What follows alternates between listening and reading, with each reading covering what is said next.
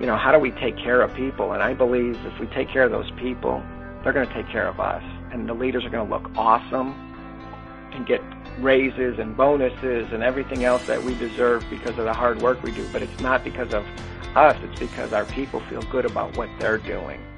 Beyond Clean offers a creative look into the inner workings of the healthcare industry, committed to getting it right every instrument, every time. Join us every week as we explore the hidden world of one of the most important aspects of safe surgical care. And now your hosts, Michael Matthews, Hank Balch, and Justin Poulin. This week on Beyond Clean, we speak with David Taylor, president of the Resolute Advisory Group, LLC. David has been providing services to clients with various nursing, perioperative, ancillary service line, and business development needs across the United States for over 30 years. His areas of expertise are services that improve operational and clinical efficiencies while helping organizations function more effectively to improve their market position. David's particular area of specialty lies in the operational improvement of surgical services and central service/sterile processing departments. He is a member of the Association of Perioperative Registered Nurses and maintains membership in the Business Industry Consulting and Leadership Specialty Assemblies. David also completed his Lean Healthcare certification at Villanova University, is a nationally recognized speaker, and has been published in nationally recognized peer-reviewed journals on various perioperative subjects. And I know, Hank, Mike, I am really excited to talk to David today. Just another great guest, and I'm sure that his insights will be valuable to the listeners. Yeah, absolutely, Justin. I think this is going to be a really good one. David has such a unique bio in terms of being able to collaborate across all aspects of perioperative services, but you can tell that he has a very special place in his focus for sterile processing and the challenges there within, and really just breaking down those silo walls and talking about culture. I mean, there's a lot of things that we can talk about here. That's right, guys. And then we get to talk about one of my favorite focuses, the OR Today Live conference that's coming up in Nashville this next year. Cannot wait to bring that in front of our listeners, primarily because our vision as this podcast is to get connected and get that information out to the masses for the educational opportunities that are already out there for folks to grow together in their expertise and their professionalism. So I'm excited to have David on board today to talk with us about it.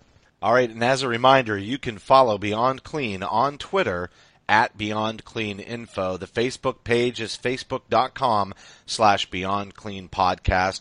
We're also on LinkedIn, linkedin.com/company/Beyond Clean, and the Instagram, Beyond Clean Podcast. You can also send us an email to info@beyondclean.net, and especially if you have an idea for a future guest on the show, a topic you'd like to discuss, or if you have a picture that you'd like us to post anonymously on the Instagram account. Stay with us. We'll be right back with David Taylor, president of the Resolute Advisory Group, LLC.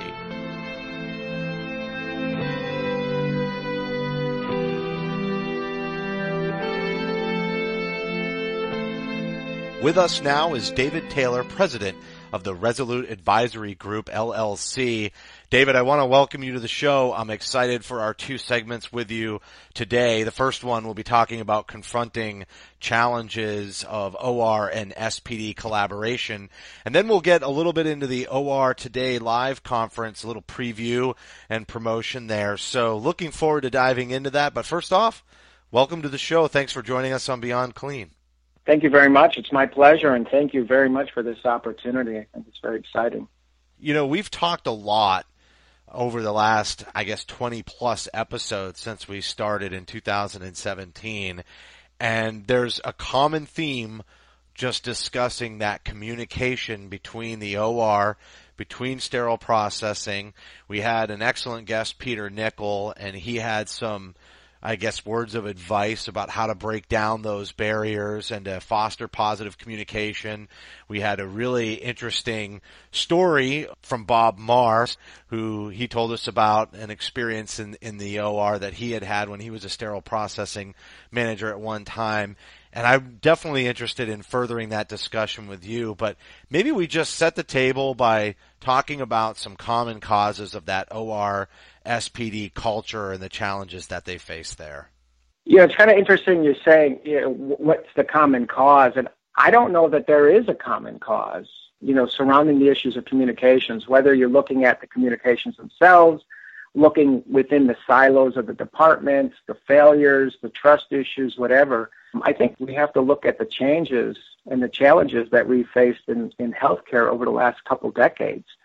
The way I look at it is that our patients are providing us with this new paradigm shift, and this paradigm shift is quality. And I don't think healthcare is ready for it. We talk about it a lot.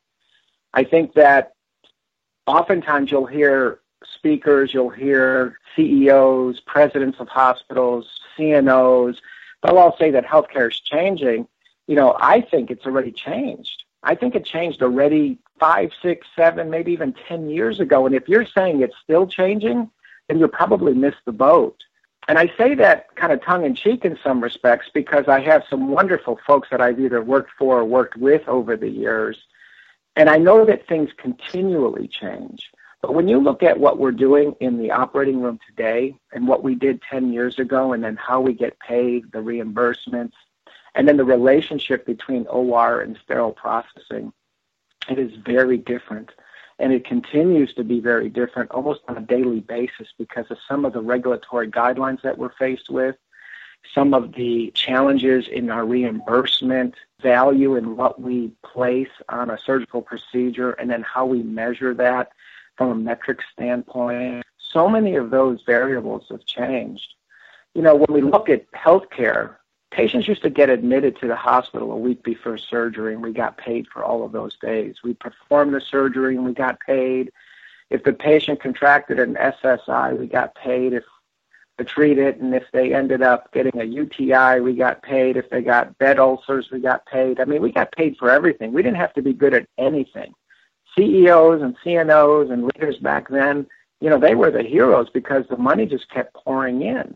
Now, healthcare is so different that if the patient stays one day longer than what the government says or the insurance industry says that that's allowable, we don't get paid on that anymore. So we're so cognizant of what length of stay means. You bring up a good point there, going back to the causes maybe of these cultural challenges that we see. It may just be external pressure pushing on both of these teams. The OR really feels it on those turnover times, on the pressure with staffing, obviously, and perhaps bubbles over into that relationship with SPD. But then again, on the sterile processing side, there are similar external pressures. If it's access to capital equipment that's stressing out technicians because they can't get the trays turned over quick enough to answer those communication requests from the OR. And I've seen those teams just continue to spiral. And you're right, it's different depending on the facility, but I don't think anyone would argue today that the state of OR-SPD relationships is wholly positive and wholly good. And I guess today we want to focus on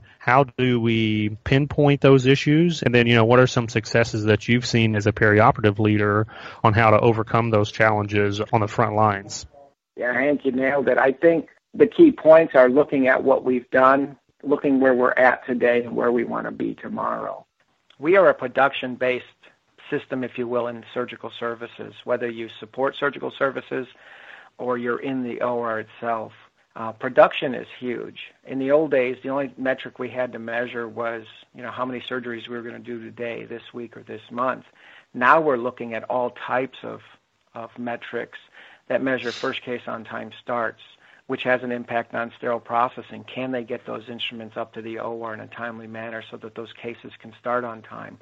We're looking at turnover times, and those turnover times are supposed to be sub 20, 25 minutes, and can SPD turn those over? When we look at lean processing as part of that cultural shift too, in the 70s and 80s, I remember we did time studies where we had somebody with a clipboard and a stopwatch do everything.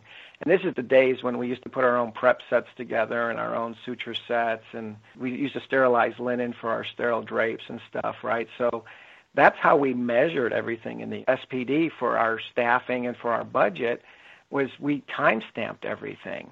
Now everybody wants to measure SPD based on the OR minute, and that's so ridiculous. It is. You might get 30 minutes in SPD because that procedure took 30 minutes, but they opened 16 trays. Yep, absolutely. You mentioned capital. That's huge. I cannot tell you how many clients I've been to or how many ORs I've worked in over the last 10 years that don't have enough instrumentation to meet the basic needs on a daily basis. So they have to turn those instruments over. And in human nature, because we're pushing people so hard and to do more so fast, we know that those processes have to get cut somewhere. So does somebody skip a step during the cleaning process? Do they not sonic the instrumentation? Do they not do a really good inspection and return that through the decon space and return it with a clean instrument? Do we skip steps and not do a biological? All those factors have a huge impact on patient safety. There's not a day goes by that I don't read an article on the internet or in a newspaper about a sterile processing department or an endoscopic scope that wasn't properly processed, terminally cleaned, or sterilized. Patients were affected. In fact, hundreds of patients have died over the course of the last couple of years because thousands of patients have been exposed to non-sterile instruments or stuff that's not been properly cleaned, so the bioburden has been present. I mean, it's just astronomical to think, but how can we as humans, the human factor, if you will, be able to function at a high level if we're asked to do more with less instruments, less staff, less equipment? It's very difficult. It's troublesome to me. So along those same lines, how do we as leaders kind of lead the charge in making those sorts of changes that are necessary to protect the patients? Well, I remember a day when the OR nursing director, the nursing leaders had power. They weren't afraid to kick doors down. They weren't afraid to speak their mind. They weren't afraid to hold folks accountable. And that wasn't just their staff. That was their physicians. It was anesthesia. It was administration. It was everybody. But we were a different world back then. Now we have leaders that are entering the operating room that have really minimal experience at best. In fact, a lot of leaders kind of grow up within their organization, and it's very difficult for an OR nurse new leader who's grown up with his or her peers, and now they have to be in charge of them and hold them accountable to the standards. If we back it up even further, nursing schools do disservice to surgical services because they don't provide a true operating room experience during the clinical environment. So it's very difficult to recruit nurses into the operating room to begin with, and then groom those nurses in a succession plan that makes sense so that they'll eventually become leaders. If we're going to change this mindset of quality and make that the paramount of what we do so we have good, safe patient care, then we have to be able to work together and train folks, but we also have to do it in a sensible way. Now, the dynamics in sterile processing is changing very much so across the country. Before, it used to be folks that grew up kind of in the sterile processing department became the managers, maybe the directors. But now more and more nurses are either entering the field or are responsible for it as part of the service line. So if I as a leader don't work very well with you, my sterile processing director or my sterile processing manager, we've already got problems to begin with because my mindset is to push for more instruments to be readily available for surgery. Where my mindset really should be is how can I support your department to ensure you have the right equipment and the right processes in place so that the instruments get delivered without the frustration and the aggravation that we're faced with on a daily basis. Yeah, David, that's a great point, especially speaking from a sterile processing leader perspective. Having that peer relationship with the perioperative director can be huge. And not having that relationship, that's where the challenge is. It is. It's a huge challenge. And I think it's because, as I said about the nursing kind of career path, if you will, many nurses don't really know much about sterile processing. And I'm not trying to belittle the profession. It's just you can't know everything, so you rely on the people that work with you in those departments. But if those folks weren't properly trained and they continue to train the new employees, then we're not training them to the current standards of practice that we're expecting of them. So 15, 20 years ago, I seen a huge shift in how sterile processing functions. And I think there's a few hospitals still out there that do it this way. But 30 years ago, I started my career scrubbing surgical cases. That's how I started my day. At the end of my day, or at the end of my caseload, I would go to sterile processing and I would begin processing the instruments I used. So I had a different perspective on the instrumentation itself, the cleaning process, if you will, because I was ultimately responsible from beginning to end. We all know that cleaning begins at the point of use. So the surgical technologist, the first assistant, the ones at the table should be cleaning those instruments initially, so when they go to SPD, they're not in the worst condition they've ever been in. You read my mind. That was my next question, was to talk about point-of-use cleaning because it's so important. I think you really did detail sort of where it's been to where it is today. A lot of people did see that entire process through, but I think because the instrumentation's gotten so complex, you do have to compartmentalize the roles and responsibilities, but it also wound up separating the staff on two different floors, so they don't necessarily spend time in the lunchroom together. Those are just some general things that I've always noticed. I always felt like, well, yeah, they could be having different specialties, but if you look at anesthesiology, right, the people who are doing that job are still intermingled with the surgeons and with the surgical techs, and they're all still part of that team, even though they have different roles. But then we have sterile processing that's often isolated from the OR, and they don't quite have that innate team building that comes from being in the same place, whereas in the past, everybody kind of followed, I want to say, the instrument life cycle through all of that cleaning as well as use in the room. Point of use cleaning, I've often gotten the complaint of, well, yeah, but you're not supposed to use normal saline on the instruments.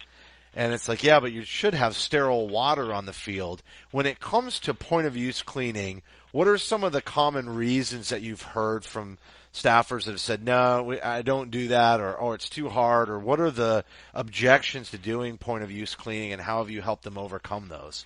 Whether you're an OR leader or whether you're an SPD leader or a consultant or whatever your role is, it's easy to say, oh yeah, you can do it. But when you've lived it, as I was speaking of earlier, it's very easy to demonstrate versus just talking. So you made some great comments, right? Because we intermingle very well in the OR, and then the folks in sterile processing being in a totally different location, they don't have that opportunity to break bread together and develop working relationships like the OR team may. So it's very important. So what I've done in the past is, you have the general conversation, say, listen, we have to do point-of-use cleaning. It's not just about spraying some enzymatics on at the end of the case, shoving it in a case cart. That's not going to be addressed for several hours because there's 700 instrument sets ahead of it. It's about really maintaining your sterile field, and that's your responsibility. See, in the old days when we scrubbed, we had one instrument set, one retractor. We might pull some peel packs in case we needed something, and that was it. So it was a lot easier to maintain your stuff. Now, if you look at say a orthopedic oncology case, you may have 80 sets that were opened on that procedure. So it's astronomical for both sides, the OR and the SPD side, to maintain those instruments the way you're supposed to. But in the old days, you only had one scrub tech, so we held retractors, we passed instruments, we cleaned them during the case. So when somebody says it can't be done, that's when I usually scrub in. So when I'm on a consulting gig, whether it's just pure consulting or whether I'm doing some interim work, helping that organization out, if the conversations don't go well in the sense that they start complying with some of the process changes, I just scrub in the next day and I show them how it's done because I've done it for over 30 years and it can be done. You just got to work it into your process. So you can't be lazy because there's a patient at the end of that instrument. And to say that it's SPD's responsibility, then you lose ownership of your sterile field, your responsibilities for that surgical procedure. So I can understand maybe in some cases like trauma when the patient's life is at stake and it's all chaos in the operating room, but there's no excuse why a surgical technician, a first assistant, can't keep their instrumentation clean throughout the procedure, especially in these days when there's 2 or 3 surgical techs or first assistants at the table with the surgeon. And David, I really love hearing you say this because this is all just hitting the nail right on the head. And it's interesting that when we talk about, the surgical technologist's primary responsibility is to protect that sterile field, and sometimes there's a gap in our understanding when we aren't personally involved with each of the steps in the cleaning. So like Justin said, things get more complex, things get separated, and it becomes incredibly easy to blame the people who aren't in the room. So I think what's critical there is then building those collaborations and bringing the two that kind of got separated, bringing them back together. So what are some strategies for building those collaborations that break down those silos? So it's building up the relationships between the two departments. So there's a couple different ways of doing it. One way that I always incorporate into my management style is by bringing SPD together with the operating room during the huddles. So in my morning huddle or my shift huddles, there'll always be a representative or two from sterile processing. So as we go through the day's schedule, the safety events, whatever's going on in the operating room that we need to talk about, SPD will always have a voice. They will have, 5 minutes, say, to discuss the issues. So we'll talk about room 1 has Dr. Smith, and Dr. Smith has 4 joints. We're going to need to turn over at least 1, if not 2 of those power sets. Sterile processing is there to hear that, but they also have a voice to say, now wait a minute, if you don't get that to us or you don't give us a call, we won't be able to get that done in a timely manner. So why don't you buzz me, 3/4 of the way through that first case so I can come up here and I'll pick up that set. Far too often, you kind of said it, taking control over that sterile field, they don't want to let go of anything. But once those implants are in place, there's nothing to say that you can't remove instrumentation from the sterile field. So if you're taking off the reamers or the drills or the saws or the whatever, sterile processing now has a head start versus waiting until that patient leaves the room. So giving them a voice at the table, being our morning huddle or our afternoon huddle when we change shifts, allows everybody to communicate about what the issues are. Second, by doing that, I think it empowers sterile processing to let them know that they are part of the team and they do have a voice. So if somebody gives any grief, if you will, to sterile processing, well, you guys didn't turn our stuff over last night, or you didn't do this yesterday, or I found my instruments were disassembled, that's great. Apologize for that happening. I need to know what the information is. So save the count sheet, for example, so I know who put that instrument set together. I'll have a conversation with them, find out what the details are. I'll get back to you with those answers by the afternoon huddle, and then we'll move forward. So yes, people make mistakes and errors are made, but it's not about pointing fingers. It's about working together collaboratively so that the patient has a better outcome. Kind of the flip side to that is if there is an issue with an instrument, or there is an issue with something going on during the procedure and the instrument doesn't cut, it doesn't clamp properly, whatever. Usually what happens, right? The surgeon screams and yells and, everybody's on edge now because the surgeon's upset. And, of course, something's not working. Well, who takes the brunt of that? That's the OR staff. SPD doesn't take the brunt of that. They're downstairs listening to rock and roll music, putting their instrument sets together. So what I do to make that a different kind of experience is I've empowered all of my staff to make the phone call. They call sterile processing, say, it was Jack who put this instrument set up. Is he available? Dr. Smith is having some issues. Jack can come up, and generally what I will tell you is Dr. Smith is not ugly to Jack, because Jack, he's never seen before, and surgeons don't yell and scream at people they don't know. They only yell at us that they see every day. So he tells Jack, this rongeur is not working properly, or this chisel is not doing what it's supposed to do, or whatever. And now there's a relationship between my surgeon and that sterile processing person. Far too often, sterile processing doesn't even know the end result of their work. They just know they put instruments together and it goes upstairs and they use it and it comes back down and everybody's complaining about them. But they don't know really why. That's a fantastic point, and it's an important one to be made. Not only have I heard people say, well, another great way to build this collaboration is to have new hires in the OR spend a day or two in sterile processing to give them increased awareness. But I rarely hear the counter to that, which is let's have sterile processing spend more time in the OR so that they can gain that insight that you just described in a very excellent story. There was another thing that you said that I wanted to kind of follow up on as we wrap this first segment. You described the reamers and being able to pull those out of the OR before the case is over. And I think anytime you look at a good quality system and a process like that, especially one as circular as this, right? Everything goes in one direction and it goes in a circle. And so with that in mind, you hear a lot of terms like pull through. And that's really what I thought of immediately when you said, let's get this stuff where the sterile processing technician maybe goes up and pulls that instrument out of the OR. That, I think, is probably a revolutionary concept, honestly, because very rarely do you see the sterile process. There are places, I do understand that, but I would say not the most common scenario to see somebody from sterile processing frequently making trips up to the OR, but guiding that pre-cleaning process and pulling that instrumentation down might do a lot to enhance turnaround times. Absolutely. And I think just some of the examples I gave, it's helped me in my profession as a leader, because by building the team together and making sure that it is collaborative, then they feel comfortable walking into the OR.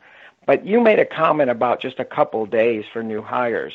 I take it way beyond a couple days. If you're a new OR tech or nurse, part of your orientation is going to be in sterile processing, and it's going to be a minimum of 10 days. Because I want you to work a couple days and decon it and know the horrors of what decon can be when you've got 700 instrument sets that keep coming, and it seems like the pile of instruments is never ending. When you feel that pain, you might want to clean your instruments just a little bit more. And whether you're a tech or a nurse, my nurses who are circulating are going to tell those techs, listen, I worked in decon for 3 days. You're going to clean that instrument before you put it back into the set. And they go through the assembly process, and they go through the process of annotating everything appropriately in our records so that they understand fully what they're getting into with their license and or with their profession. On the flip side, I bring sterile processing up, not generally for 10 days, but I try to rotate them a day or two in each service line. So that's going to depend on how large your OR is. And I always incorporate that as part of my orientation. So when my CFO says to me, hey, how long does orientation take? I said, well, it depends on what you mean. Are you talking about the generic orientation where they're just going to learn to scrub and that's it? Or are you talking about where they're going to be a team player and be a long-term employee in this organization because they feel valued? You've got to, as a leader, build that into your budget. And even if it's not built into your budget, there's ways to do it, and you just got to get it done if you really want this to work. David, that's some incredible insight. I really enjoyed the collaboration just in that first segment. I think we gave a lot of our listeners some real good food for thought in different ways to approach that collaboration between the OR and SPD, improve patient outcomes, and on it goes and on it goes. So I know we're wrapping segment one and we're going to come back and talk about the OR Today Live conference, but I am already saying to myself that there's a future guest appearance on this show for you again, because I feel like we're just warming up. We'll be right back after a short break with David Taylor, president of the Resolute Advisory Group, LLC, to talk about the OR Today Live conference.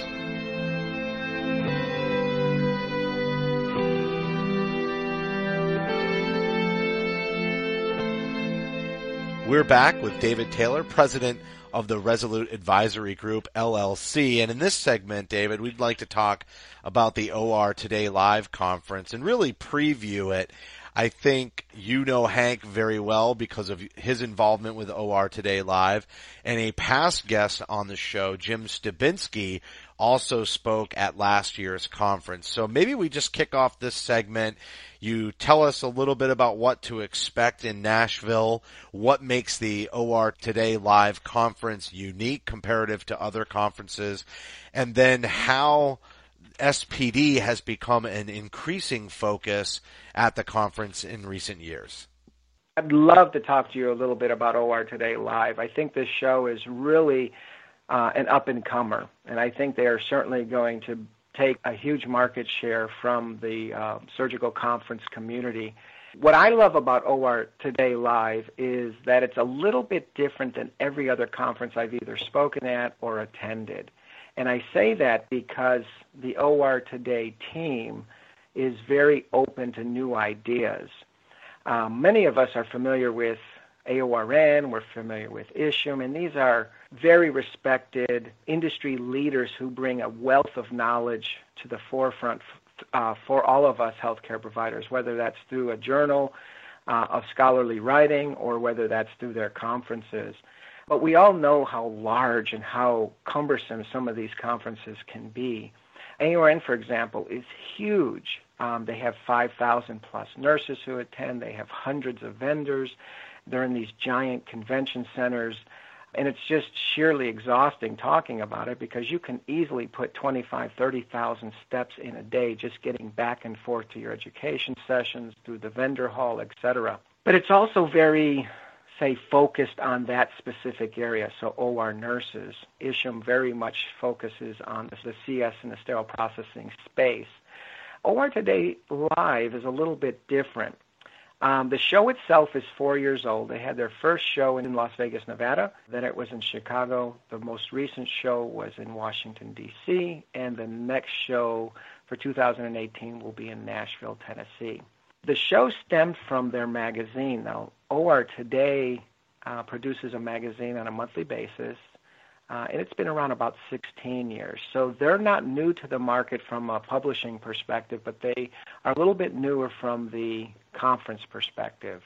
What makes it really unique, though, is they want everybody to attend that touches the surgical space, whether that is sterile processing, an OR technician, a nurse, a CRNA, whoever can gain knowledge from the educational sessions, they want them there. So there is no blocking of anybody attending this. Yeah, David, as Justin mentioned, I had the opportunity last year to speak and attend OR Today Live, and I was blown away at the level of synergy and collaboration that I saw between those same groups that you're talking about right now, OR nurses, perioperative leaders, SPD professionals, and even infection control practitioners, all at the same conference, all interacting in the same sessions and growing together as a surgical team. I know for me, it was truly an eye-opening experience. My exposure to the organization began at the Chicago show. I was invited to speak, and I did a presentation about sterile processing as well as one in the operating room. Both were well received. And as a speaker, you get your evals and then you move on and, you make some changes to your presentation, whatever, to make it better. But I got a call shortly after the show, and they asked me if I would be a part of their next show. And that was the DC show, and I said absolutely. One of the things that was interesting was the super sessions that OR Today Live presents. So on their Sunday, they have several classes that are 3 hours long, and that's what they're calling super sessions. And I had the good fortune of working with a colleague named Melanie Burton. She's a registered nurse, been in the industry for many years, and very much an expert in infection prevention. We put together a presentation called Medical Errors, now the third leading cause of death in the U.S., leveraging what we know about SSI prevention. And I covered the sterile processing aspects of this presentation, and Melanie covered the operating room. It's very well received. But as we presented, what I found was a lot of the attendees were just enamored with the information. Kristen and I, the vice president of OR Today, put together the educational agenda. And we really made it a point to look at sterile processing. And what we found was that every sterile processing session that we put on was filled to capacity. In fact, the OR Today Live team had to put in additional chairs to accommodate the attendees who were clamoring to get that information. So we knew it was a hit. We had Cynthia Spry speak last year, and she was huge. Hank spoke. We had Jim Stabinski, as you said. Jim spoke on several issues, and he's awesome. So we definitely put sterile processing kind of in the forefront of a registered nursing surgical conference. This year for Nashville, we're going to do the same thing. So one of the breakout sessions will definitely be sterile processing. The additional breakouts will be a clinical piece as well as management. And we're going to look at all three of those, not just in a fixed facility being a hospital, but looking at those specific areas in an ambulatory market as well, because we know that the leaders and the healthcare workers in those environments have challenges too. So OR Today Live is just this really powerful juggernaut, if you will, that's coming up the ranks and really putting on these phenomenal shows. Sounds like, David, collaboration that we talked about in the first segment is really one of the defining features of OR Live Today conference here in the second segment. I was wondering if you could tell us about your work on the Educational Advisory Board of OR Live Today conference and just kind of talk about long-term what the direction you're seeing and what sort of, as the demand for sterile processing education increases, what are some of those areas that people are really hungry for within sterile processing? Yeah, so the Educational Advisory Board kind of grew into its current role. Like I was saying just a few moments ago, Kristen and I would have weekly conversations about education, finding the right speakers for the right topics, and just kind of put the show together. Behind the scenes, of course, OR Today and OR Today Live had a lot of work to do, but we were trying to find the speakers to fit the specific breakout sessions for that show. And being sterile processing, I knew a lot of folks in that market that could definitely fit the bill, and they did. Boy, did they do a great job. So this year, what I recommended to the OR Today and OR Today Live team was let's put together an advisory board made up of different people from different segments of our world. I chair the committee this year. We've invited Lieutenant Colonel Eb Merritt. He's an Army Nurse Corps officer, so Eb kind of covers that military perspective, if you will. Dawn Whiteside is the Director of Education from CCI. That's the Competency and Credentialing Institute. We had Giselle Peters. She's an OR manager from the Sahara Surgery Center in Las Vegas, Nevada. We have Chris Bolton, who is a clinical educator. She's from St. Rose Dominican Hospital in Henderson, Nevada. We have Hank Balch. And then finally, Kristen Lavoie, who's the Vice President of MD Publishing. And this collaborative approach that we talked about earlier in our first segment, that was what I wanted to bring to the advisory board. I really think humbly of my colleagues because there are so many smart people in our industry doing some wonderful, wonderful things. And I think in order for the OR Today Live conference to be so successful, I think if we look at it from a collaborative approach, it's going to be very powerful. And by bringing people together with different skill sets and working in different environments, we're sure to hit the beat so that way the attendees will definitely have sessions that are going to work for them and give them the tools that they need to take back and do their jobs even better. So maybe just dive in a little bit onto the conference details. When is the conference being held? I think we already know it's going to be in Nashville, but what's some of the cost, and do they separate the educational offerings into tracks? The conference itself, yes, is in Nashville, Tennessee. It'll be August 26th through the 28th. It's generally in a hotel, so it's a lot more intimate of a setting than you would be at a big, giant conference hall. Education is broken down into tracks. The 3 tracks will be management, a clinical track, and then a CSSPD track. As far as costs are concerned, I really can't get very specific on what the total costs are because obviously people coming from different environments. But the OR Today live show, I will tell you, is approximately half of what I have spent on other shows. The registration fee is generally half or a third of what everybody else is charging. They get their hotel prices extremely low so that the attendees have great value there. Because it's in a hotel, I think it makes it even better because you have the opportunity to go to and from your room without really much travel between your classes, if you will. So, David, it sounds like a really good time. I like what you said about it being more of an intimate setting. To me, that means engaging. When people can really spend a lot of time together and have an opportunity to have a discussion. The broad coverage of those tracks also really important, and really the response of the attendees, as you said, to the SPD content is encouraging, obviously, for us and our show. So I'm looking forward to going. But where can people go to find more information? I'm certain there's a website. They can go to ortoday.com and have access to the magazine itself. You can sign up for a free subscription. It's a monthly magazine that comes out with some really great articles, has some great recipes, some great highlights. It also does some great things by highlighting healthcare professionals throughout the country who are doing some wonderful things, and they also are our future leaders. And OR Today does a great job doing that.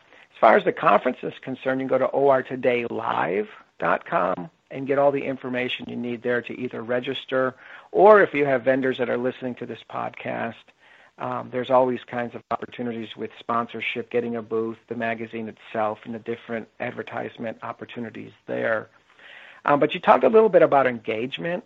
I'm going to tell you that this show is a huge opportunity to network with all of the folks within your organization or organizations throughout the country. Whether you're a big corporation or you're just a standalone hospital, this is a great show. When I go to some of these larger conferences, what I often find is I don't ever get a chance to talk to the speaker. So I might have some questions that went unanswered. Or maybe in the middle of the night I had a ground baking event where I thought of something that I needed to ask that speaker, and I know I'd never be able to. At this show, because the speakers generally stay and attend the show as well, and because of its smaller format, I'm able to sit down with that speaker possibly the next day or a couple days later and share my thoughts and ask lots of questions. The other thing that makes this show so intimate is that OR Today provides live entertainment. They've also fed the attendees in the past. So that was things that, when you go to a conference, you want to do some extra curricular activities after maybe the educational sessions or after the expo hall. They provide that live entertainment, and it's just incredible. They brought a singer in from Nashville last year, and she did about an hour and a half on stage live. It was awesome. And the owner of MD Publishing actually purchased all the attendees a copy of her CD, which she autographed and mailed to everybody. So it was pretty incredible. The ability to break bread and actually talk with your vendors and get to know them is huge.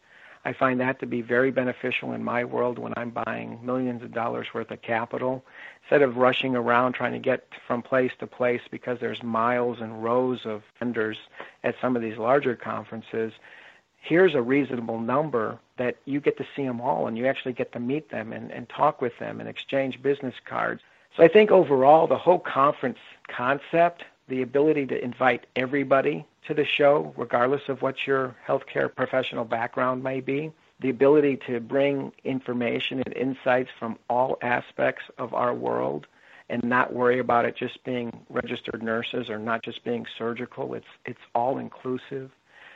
We have some phenomenal speakers already set up for this year in all areas, and the board will actually be meeting next week to start discussing, who made the cut and who didn't.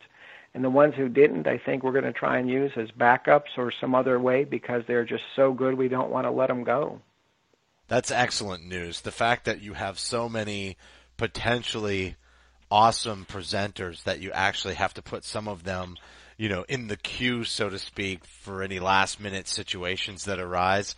That means that I think attendees can really count on excellent quality presenters no matter what happens. So, David, I just wanted to say thank you for coming on to the show, sharing your insights. And I know we brought your interview in kind of last minute, but as I've said to many of the guests before, and we'll say it again, I know we were basically just heating up at the end of segment 1.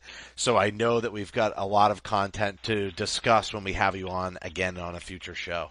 I'd be glad to join you again at any time. That was David Taylor, president of the Resolute Advisory Group, LLC.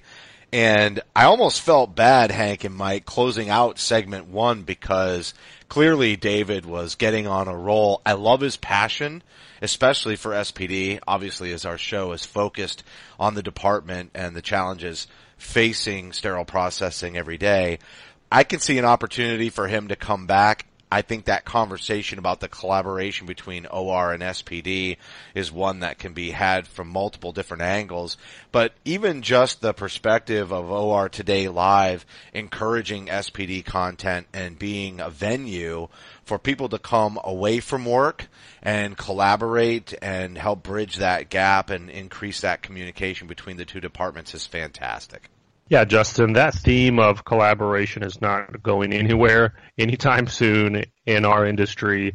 It will come up again and again at these conferences, and as it has on the show, it'll come up again on a podcast because the mission is so critical, and the teams and even the architectures, like we talked about with Dr. Nichols' episode, are so siloed. It's by design. Having that focus on how do we build synergy and teamwork amongst these teams that impacts communication and ultimately quality.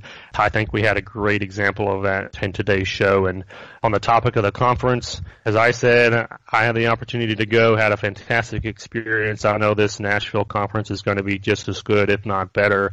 I cannot wait to be there with all of our listeners and the rest of you guys. Yeah, I really would love to make it to that conference. I'm going to try to clear off some schedule space and see if I can make that happen because it does sound incredible. And Justin, what you were saying about feeling bad about cutting him off, man, it really felt like we were just really getting rolling, and there's so many things that we just scratched the surface on, especially in that first segment. We just barely talked about implementing lean strategy throughout, and so I personally am really looking forward to bringing him back. Yeah, we definitely have to have David back again. Even after we closed the interview, we talked for another 20 minutes on various subjects that I think we should bring to the listeners. So I'm looking forward to doing that as well. That's going to do it for this week's show. As a reminder, you can help support us by subscribing to Beyond Clean on iTunes and Stitcher. We'd certainly appreciate a rating and a review. Your feedback is important to the show. And if you have any topics that you would like us to cover on a future episode, or if you would like to share a picture anonymously on our Instagram page, just send us an email to info@beyondclean.net. On behalf of Hank, Mike, and myself, thank you for listening to another edition of Beyond Clean.